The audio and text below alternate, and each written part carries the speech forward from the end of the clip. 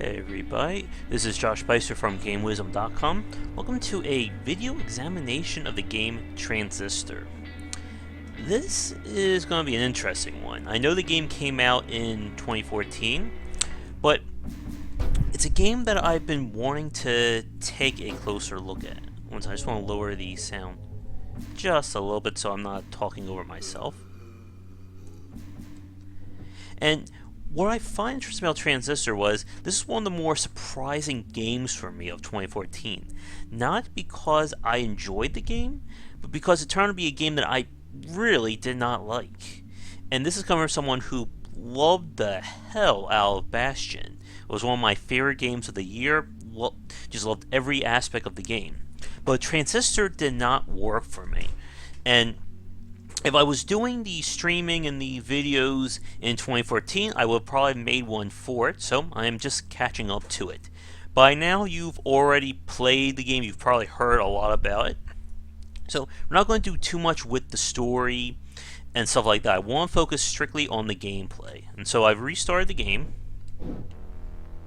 I mean, first, the game looks gorgeous. Music is amazing. Now, obviously, you start with two basic attacks. And our narrator / finish talk.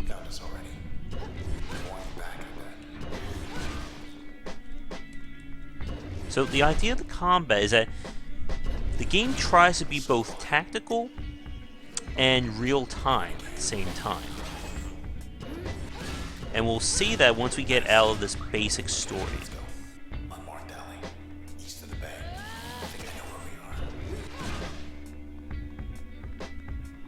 Yeah, of course, do the tutorial section as always. Alright, so this is the game's attempt at combining both turn-based and real-time into its own, like, pseudo thing. How it works is you can go into this kind of turn-based mode whenever you want during combat, as long as you have that meter fill at the top. If you watch, as I make attacks to it, it's going to take parts of the meter out.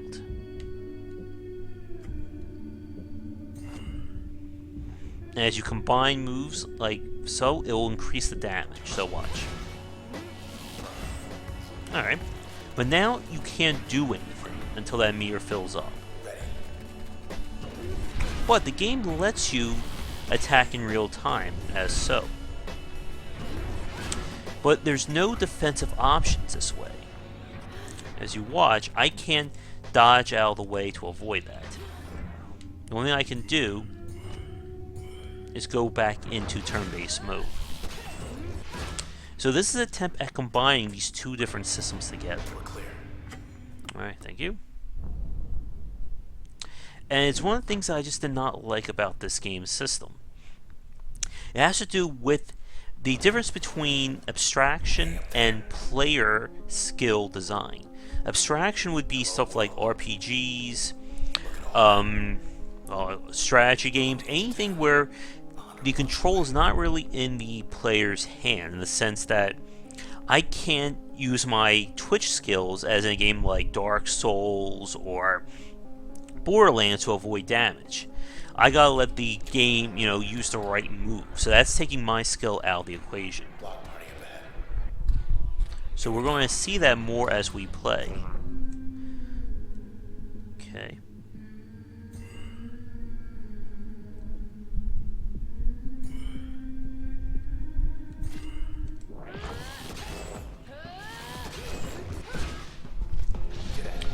So again, I can't do anything while that recharges, so I just have to wait.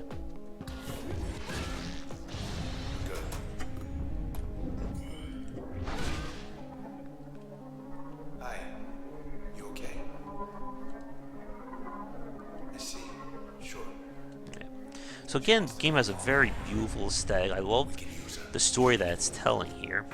You get different characters, as you can see.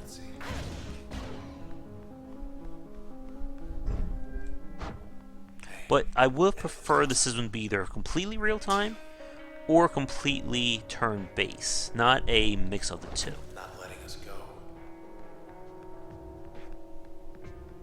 Yeah. Again, just very beautiful graphics here. They took your voice.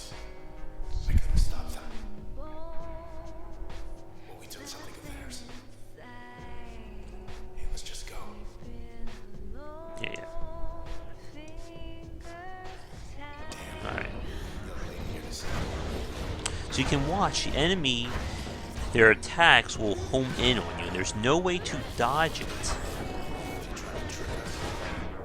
unless you are in the turn-based mode. So let's watch.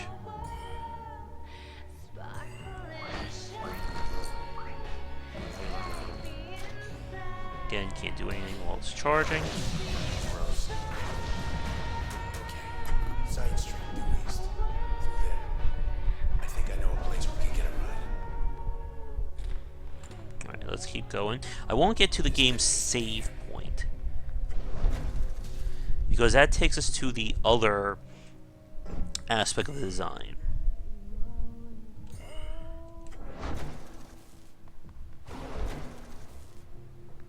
Oh, okay.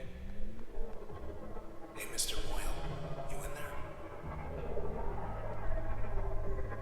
So you can see how you're getting powers from the people that you find. So this is another one of the things. This is a defensive option that you get. Your skills, basically the ones you have equipped, as you can see along the bottom, define your entire offense and defense that you have in the game. And what this does is that it basically locks you into certain paths depending upon what you have equipped. It's a similar system to Bastion, where you decide what weapon, what range, and what specials you have before. But what this game does is it has a very interesting and arguably debatable punishment system for failing or dying. You can see my health at the bottom below the ABXY. One thing, you'll hear a little beep. I just want to check to make sure the stream is still on. Yeah. Okay. Oh no. Cut off our escape. So unless you have a defensive option unlocked or used, you can't avoid damage. Your only options are to go into turn-based mode, which then will take time to recharge. So you can see this guy is just... Oop.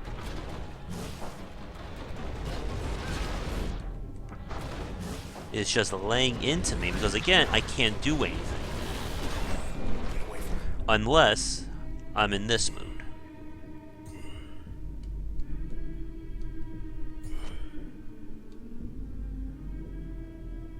Okay, so let's see how this works.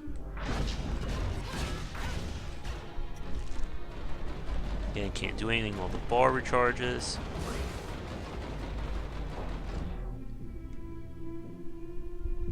I mean, this is cool, being able to set up combos like this.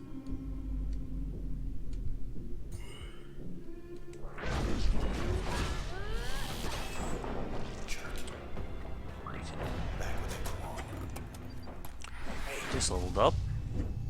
And then when you level up, you decide what you want to unlock. So we have either the bounce effect or the mask. And you can see where it says active slot effect versus upgrade slot. That's another thing about the game system, is that the different functions can be attached to different elements, which affect their utility. So, I'll unlock mask. We're still here. And so this is the other major part of the game. You define your build or your strategies depending upon what functions you have, and then attaching things to the functions themselves. So, as you can see, I can attach things that way.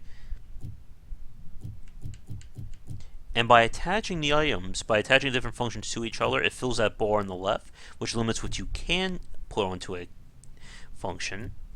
So if I put this on, you can see it will increase backstab damage by 125%. We're now up to 10 of 16 slots. So now that's used. Now if I wanted to, I could remove this and attach this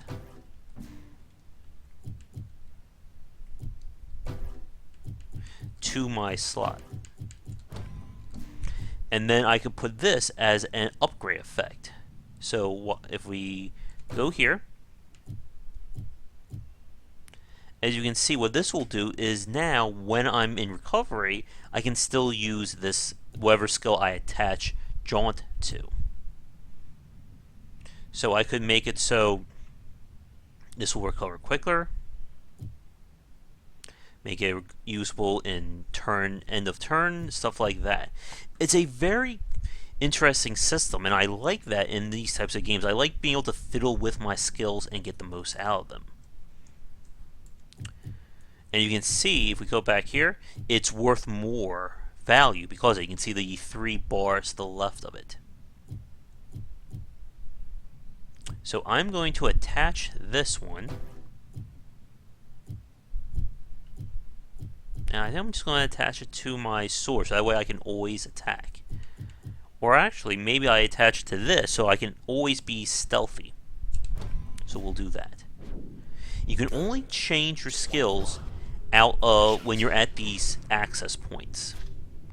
That's more like it. So it's saying that it's recharging quicker. Let's see, if that's the case.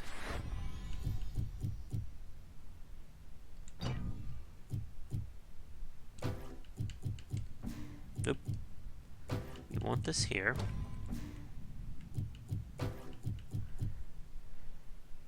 So if we don't have that equipped, let's see what happens.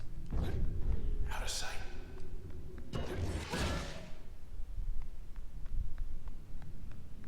Okay, so that takes 10 seconds.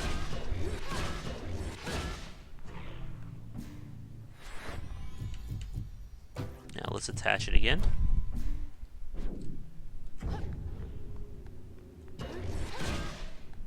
Doesn't seem to be doing anything.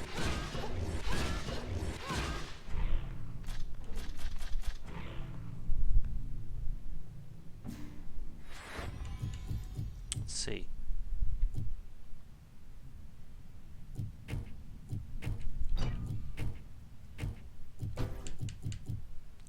User speed. Oh, increases speed and faster recovery during the turn. So it doesn't really help me there.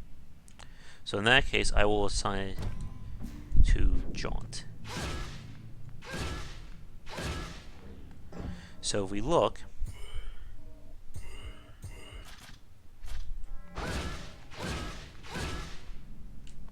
even though the bar is still charging, I can still attack. Okay, there's a... Wait. Back. Oop. And again, you can see they are getting... There's no real way to dodge these attacks unless I use a dedicated stealth move.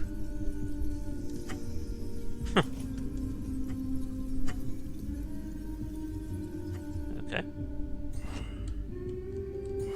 So, let's do that. Now. See, I'm doing more damage from starting in stealth. And because I have the skill on, I can still attack. But you can see that there's not much I can do to avoid damage unless I'm in turn-based mode.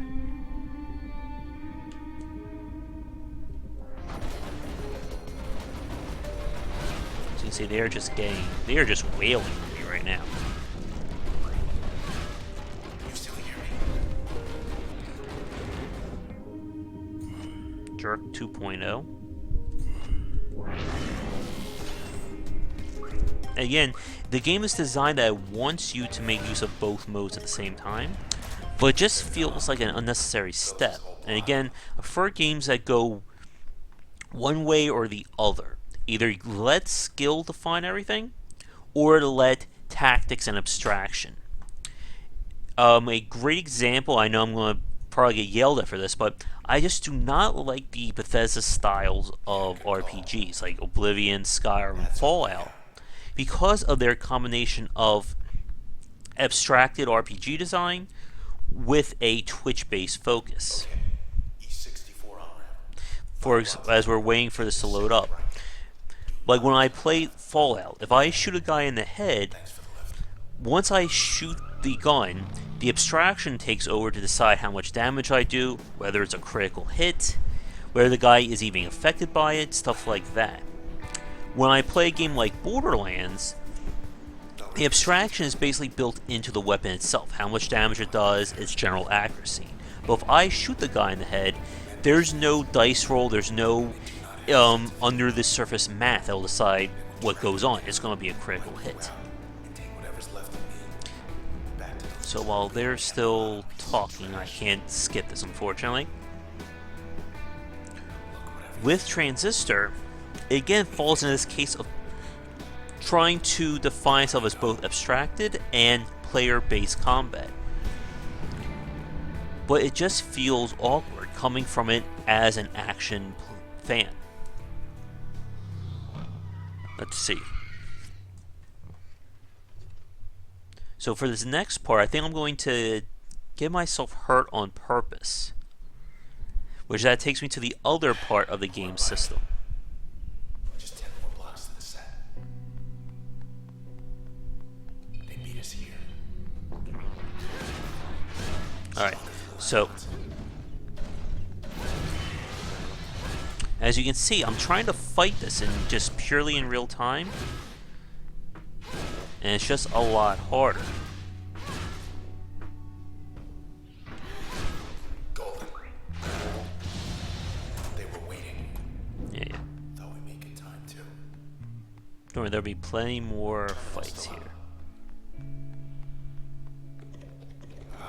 Fertile ground. You have a dedicated sing button just because of how beautiful the game is. Alright, you can inspect people, Guess he went out joyriding one night. Never which unlocks like new information about them. Shawsburg was out of control. So let's power up. Put him away.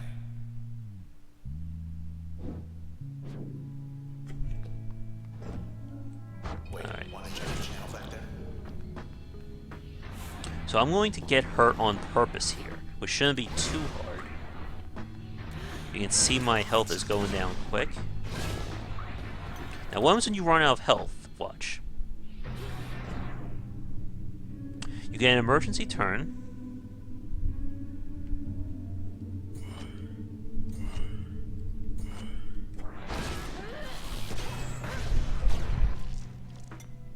And let's watch.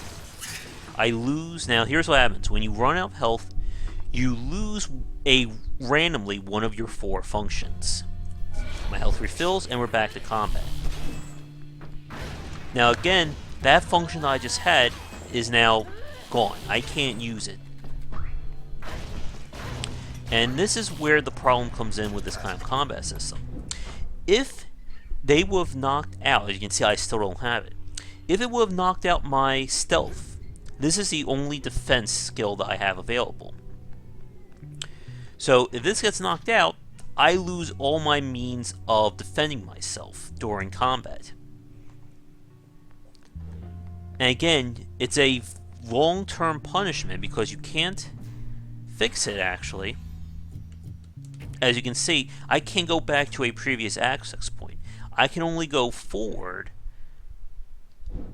and unlock it from there. Now, I can attach this to something else. So I will make this actually just my A slot.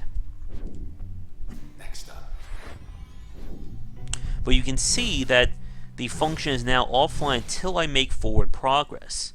But let's say there's 2 or 3 more fights ahead of me.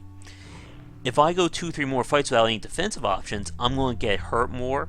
That means I'm going to possibly lose another function and another function.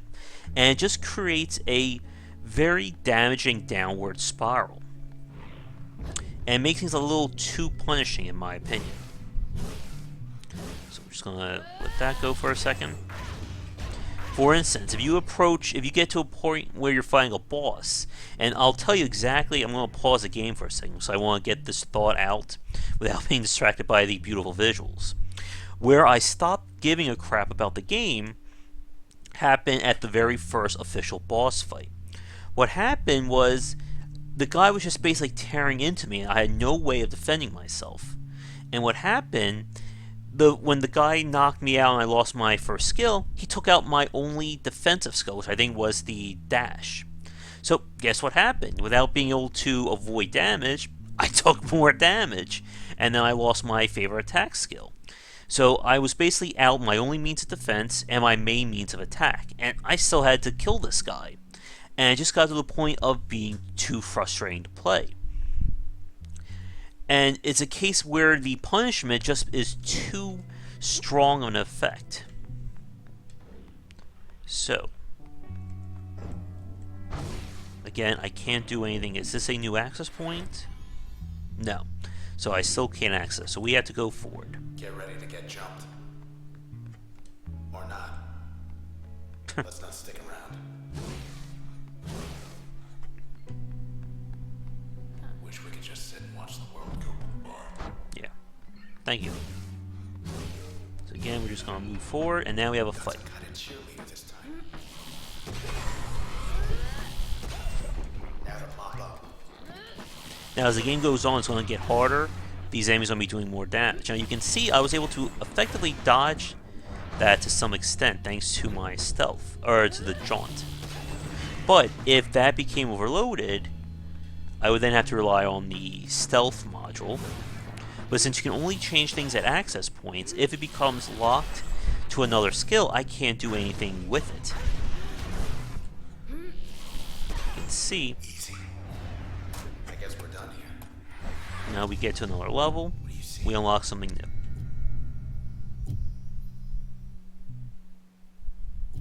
We'll go with switch. And this progression model is really good. Now the game is not randomly generated, obviously, as you can tell. A game this beautiful could not be created with a randomly generated engine. So every fight is set, every access point is set. And again, I have to go now because I got this new access point. My skill is officially back, so crash is available. So in that case, we're going to remove that. I want to attach that. As you can see with this, if I attach this, it will charm enemies who are affected by my skill. So I can make this a charming attack now. And I will attach Jaunt to Crash again. You can see that bar is now 12 of 16. Again, that's to limit what you have available at one time, so you don't become too overpowered. So as you can see, what's going to happen when we get to the next area. Hope you're wearing comfortable shoes.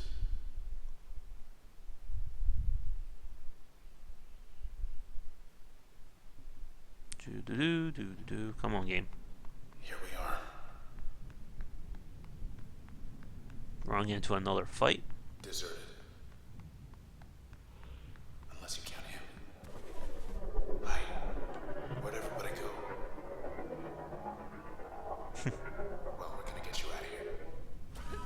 He says the process wiped him out. He's too far gone. Alright, They know we're here. so it's time to fight again.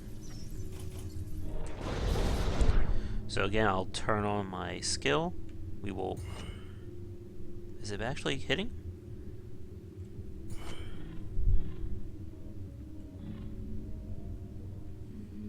There we go. Backstab.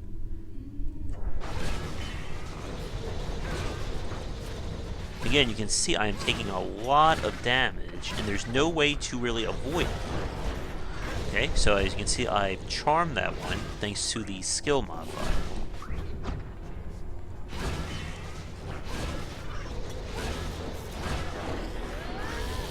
Again, all your actions just feel very cumbersome.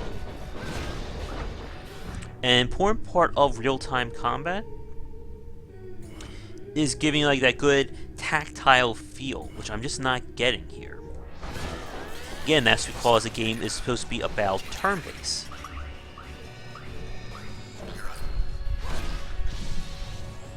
Alright, so that's dead.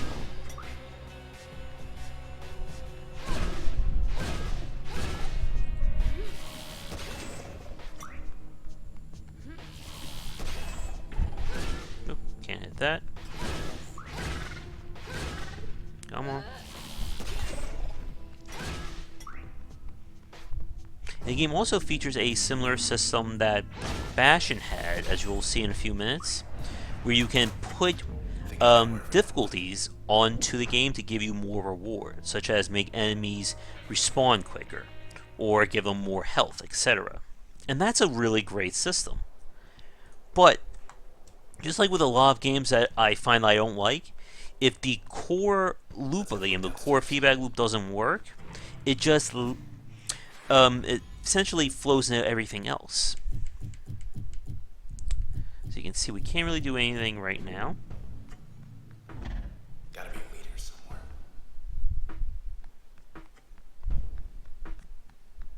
Again, I just have to comment how gorgeous this game looks. And it's one of the things why it's one of my regrets I just don't like this game so much, because I just love looking at it and listening to the music. Which of course you can't really hear over the sound of my hopefully somewhat deep voice right now. Everyone loved you. Everyone except for them. Oh, she's humming. Come on, you can do it.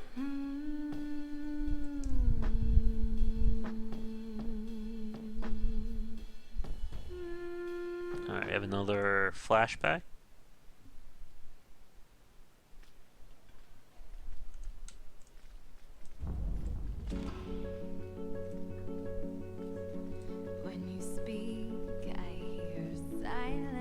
Well, actually, I'll make it a little louder for you. Every word a defiance. I can hear, oh, I can hear. Think I'll go where it suits me. Moving now to the country with everyone, oh, everyone. Before we all become one. Alright.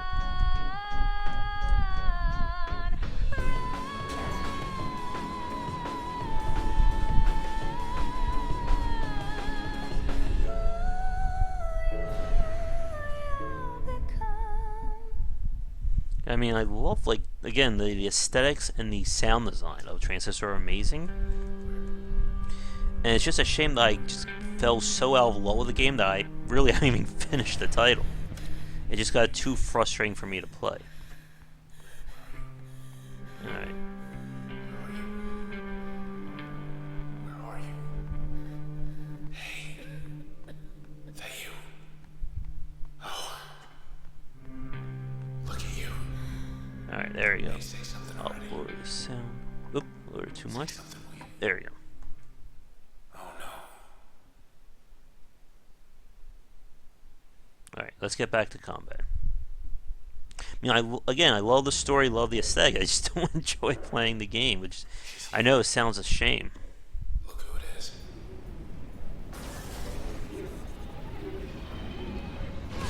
Alright.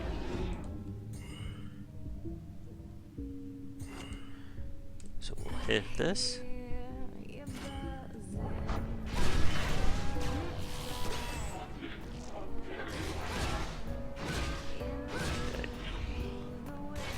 Again, you can see there's no way for me to actually dodge unless I'm using a skill.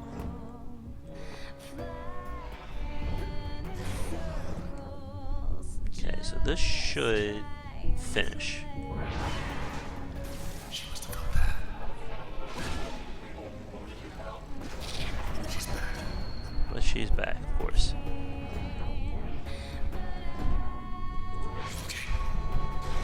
Okay. So again, gotta repeat.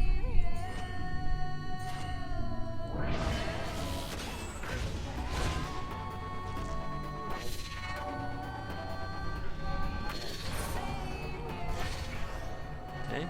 I can't dodge, unfortunately. Okay, let's try again. And this is the problem, this kind of real-time system. You basically are such limited in the real-time mode because enemies can just lock onto you. She's patching up.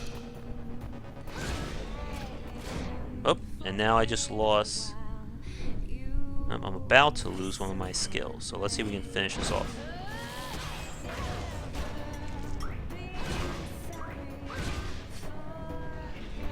Okay. Hopefully we can actually kill her. Okay. So that's round 2. Oh, but now she's back again. I mean, look at my health. I'm almost dead. Oh.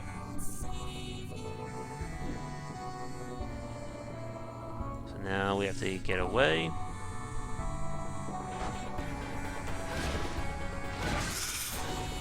Oh. And now I just lost my attack.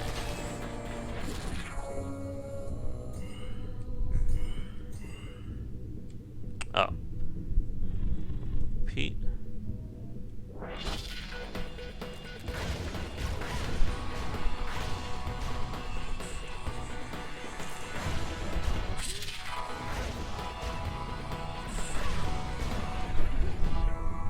Alright, let's try again.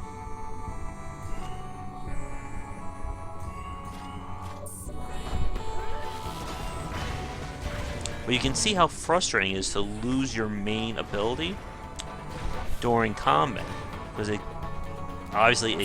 weakens you pretty badly. Okay. And because if I equip 2 defensive skills, what happens though is if I lose one of my main attacks, then I just have 1 attack that I have to use over and over again, which then makes combat repetitive. And because all the skills have a unique function, you can see how it makes it very dangerous if you lose a skill.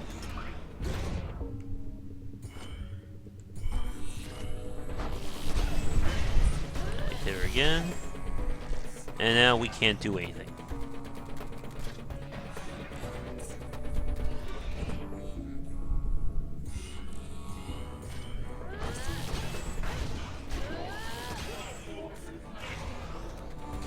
Oop. You can see she's just literally locking on to me and doing damage. So this should hopefully be the kill. Nope. She's coming back. Oh, no, that was it. She's finished. Her trace. Hello again, Sybil. We have a lot of friends. I want you to tell us where they are. Alright. Do you understand? So you can see we leveled up once again. Sybil's trace.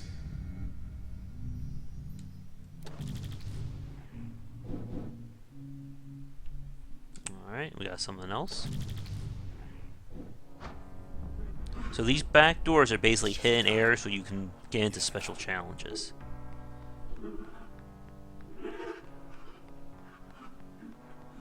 Alright.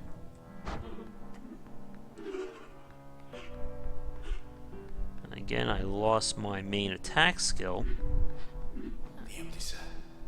It's closed for good, isn't it? Yeah. Nothing for us back there. I just gotta remember where we go. So we follow the lights, or we just go this way? With any luck. Alright. So thankfully that access point was close. Oh no, wait, look at this.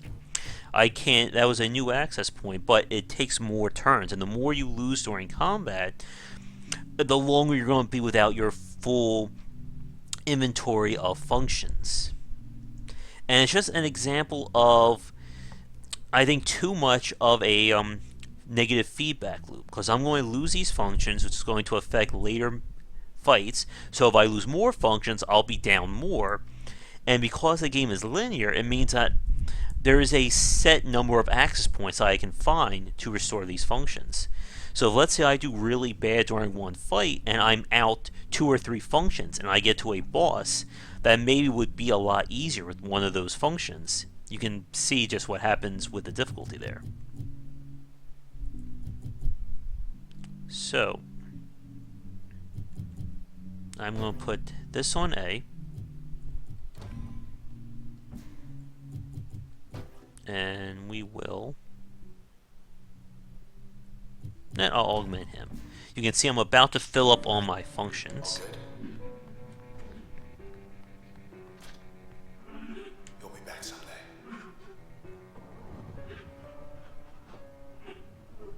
Alright. So we're moving right along. That was technically not really the first boss. The first boss is a giant monster, and that's where I got stuck at. Again, game looks gorgeous. I know I keep saying that, but it really does. Close their eyes and ears. Got close to you. To us. We're hunting people. Alright, I want to do a time check here while we're getting our load on. 45 minutes. We'll play maybe right to the hour, Bet I know who does. because I do want to show at least You can ask him. the system that allows you to assign weaknesses to your character. I have this feeling he's gonna let us know.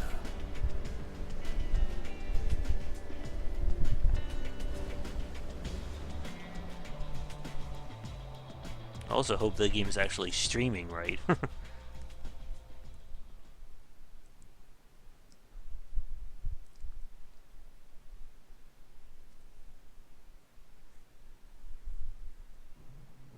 Close as the river's gonna take us.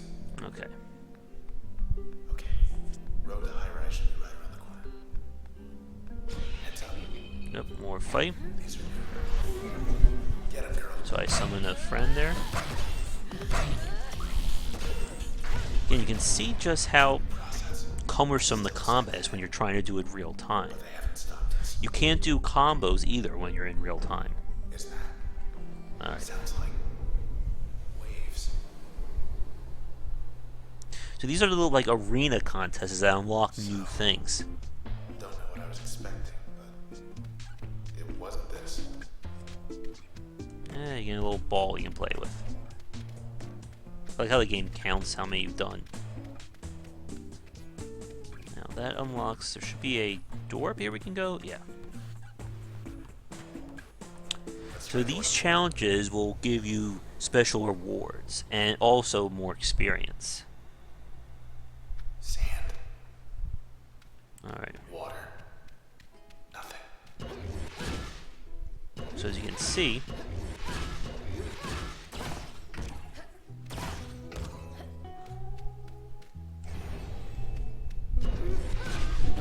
we have a challenge we can get done. Like his job.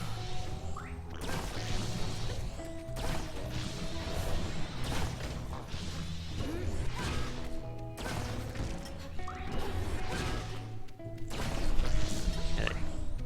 Time's running out.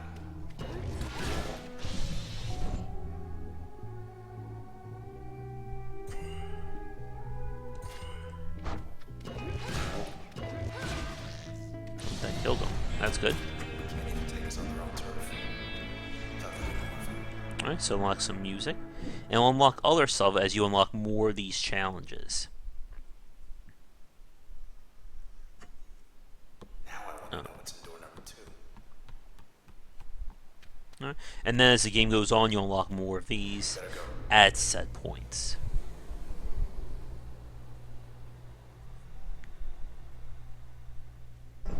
Everything's like we left it. Was hoping it'd be more like before. Alright. Okay, here we go.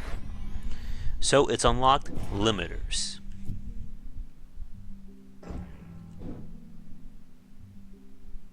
So here's the interesting point of the game. Limiters are similar to like the totems that you could put up in Bastion, and what they did was make the game difficult in unique ways. Not just make an enemy hit harder or give them more health, but basically change the mechanics slightly to make the game harder, and in doing so it rewards you. As you can see here, by turning on resilience, which we will do, now when the enemies die, the cells that they spawn that if you don't catch them in time they'll revive, now come with shields, making them require more hits to capture. But by doing so, I'm going to get 2% more experience. Doesn't sound like a lot, but remember, each level up adds something new. So it's a great system of defining how hard you make the game. And I'm going to again put the control down because I want to get this thought out. I love these types of systems where you can basically let the player define how hard or easy the experience is. This also makes it easier from a game balancing standpoint because you only need to you have to focus on balancing the game basically clean, no modifiers whatsoever. And then these will effectively let the player decide how hard they want to make it, and at the same time, it rewards them for it. And as I said a few seconds ago, I like the fact that it's not just pure stat increases that we see with a lot of games that have like 5 or 6 different difficulty levels, and then it's like, okay, we're going to make the enemy 50% more damaging on hard, and then have 100% more health on extreme, and so on. By building the difficulty curve into this system, not only does it make it more interesting, but it makes the game more interactive for the player. Another game that I love that had this system, besides Bastion and of course Transistor, was the incredible The World Ends With You, which lets you define how many fights you'll have at one time, how much health you bring in, the difficulty, and all those affected the loot chance that you could get and the quality. And by making the player control the difficulty, it just makes it a lot more interesting. Now, this is the first time that I actually can't put anything on, because as you can see, we are full right now. So if I wanted to, I could take this off and put this one on, or we'll just level up and get more, which we'll probably do that in a few seconds. They can do their worst. Here, girl.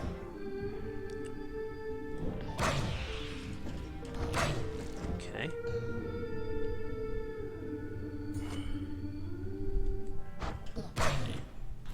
So you can see that is now shielded,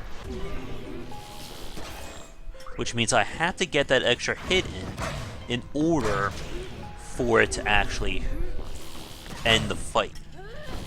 And if I don't do it in time, they come back. Meanwhile, he is still fighting. And you'll see the increase in experience right now. Just a little bit more.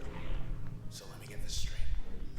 The Camerata, they think they can stop you with these process things. Alright. But you're just getting stronger.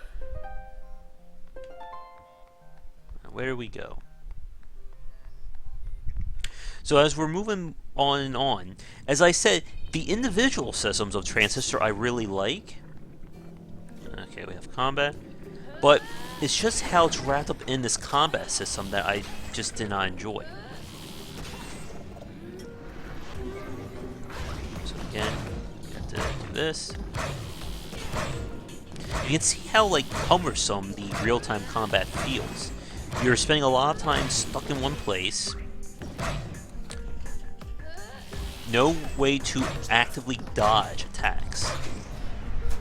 That must be how they get here.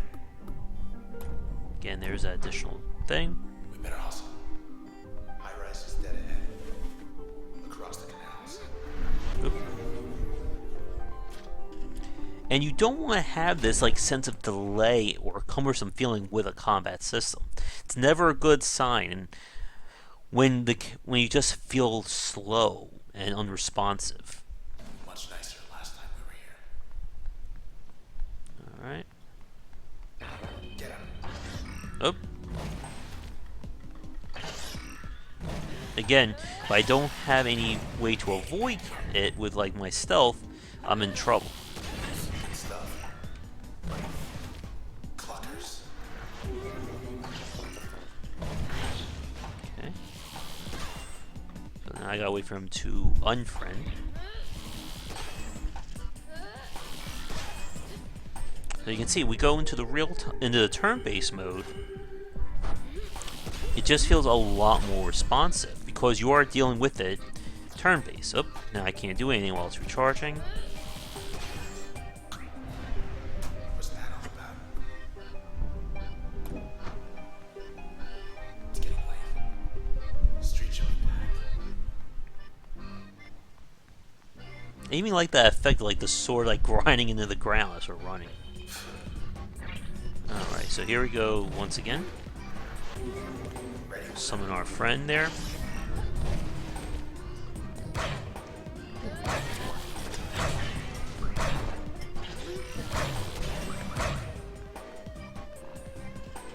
Again, you are free to find whatever strategies you want based on the functions, which is a really good system.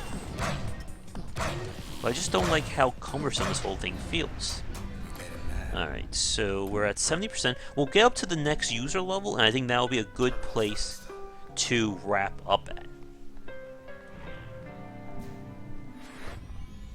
Alright. Yeah. Can't do anything with that right now.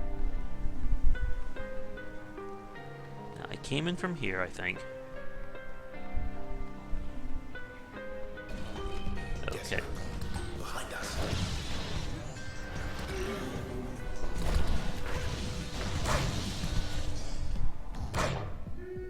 Again, you can see how the turn-based is. Feels like the preferred system here. Did we win?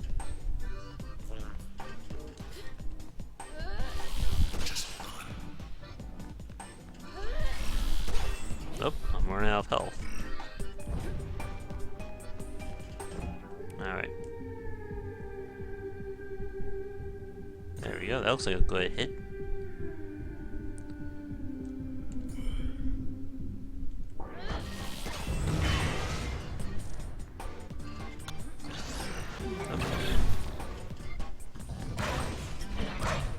Better get that quick.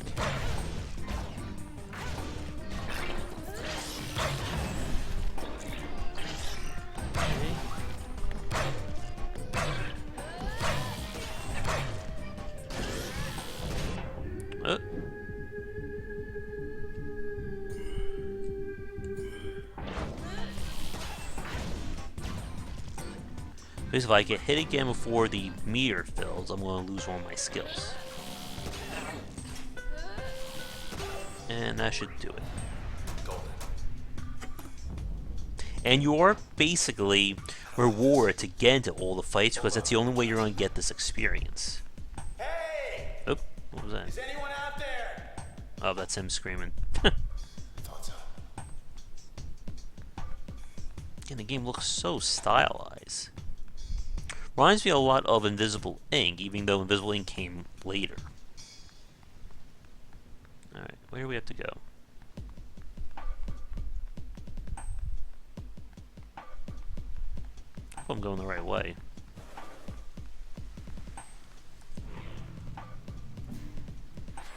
And again, the more you use these files, the more information you get out of them. Said she left for personal reasons. So from like a story point of view, there's a lot here to like. Yikes. They Alright. got more friends. Run. Yeah. Run. Made it. That was 50 from back there. Maybe more. There's another back door. Gives you another challenge. So I think we do this one. This should unlock the next level. And then we'll get to an access point and save. More of those doors opened up. How about we shut them? So we have another speed test. Now another game that this kind of real time, I'm going to pause for a second. Another game that had this kind of real time turn-based style to it was Resonance of Fate, if I remember right. It also lets you define like a lot of moves that played real time, but then you could perform actions in a turn-based mode. It was quite an amazing game. If I could stream that, I would, just to show how insane that game was. If it ever comes to the PC, it's an instant buy for me. It's such a weird game, but it just reminds me again of combining turn-based and real-time systems. Alright, so we have to kill 48 seconds.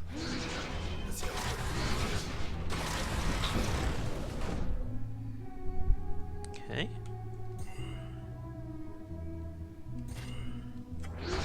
So this will kill him. You're gonna kill him?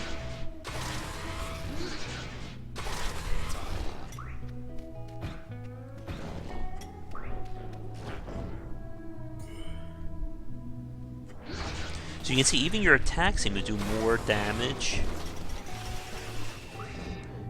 in turn-based mode.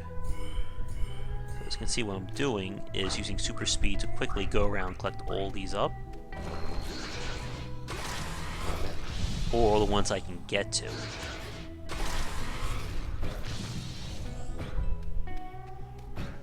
Man, I'm so slow.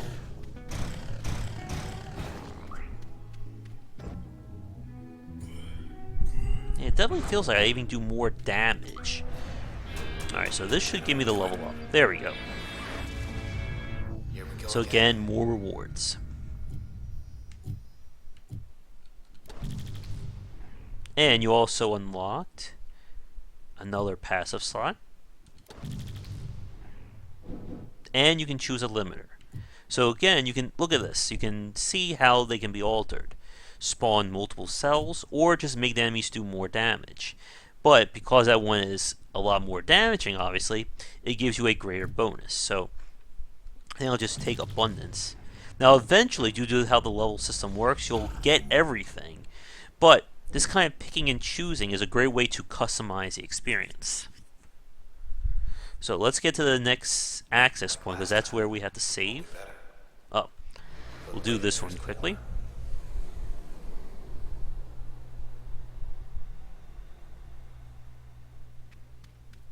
Yep, more sand. So I think this one is you have to stay alive. Yeah.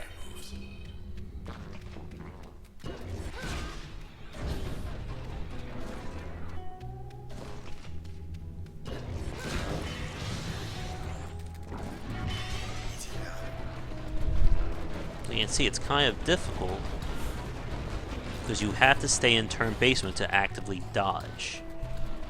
Or I have to rely on this one defensive skill.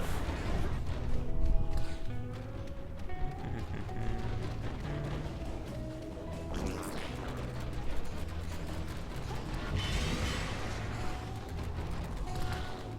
50 seconds. Let's see, it's getting more and more dangerous.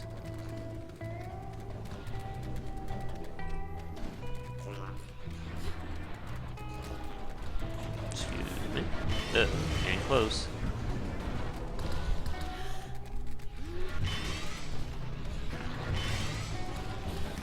Right. I mean, I like these challenges. They're a great way of forcing you to use different functions that you might not already use.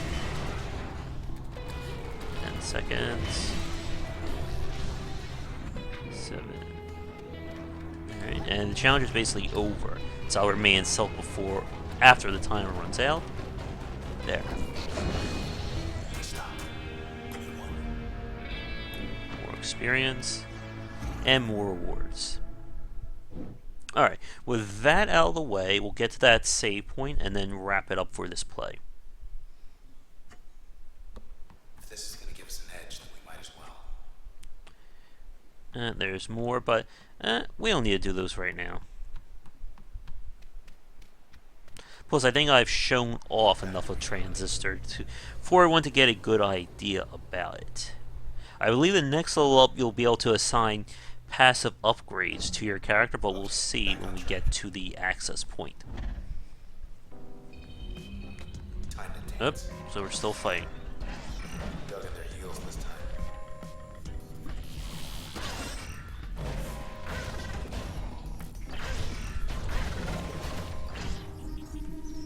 Okay.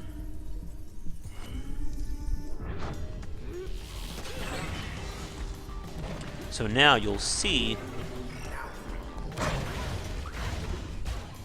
when the guy dies, he'll spawn 2 cells because of our upgrade. I think. Yeah, there we go.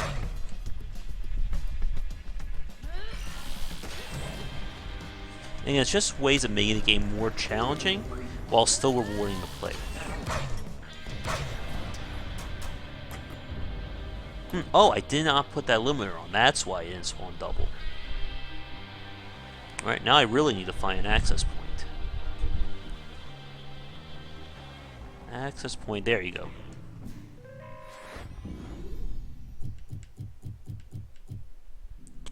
Okay. There we go.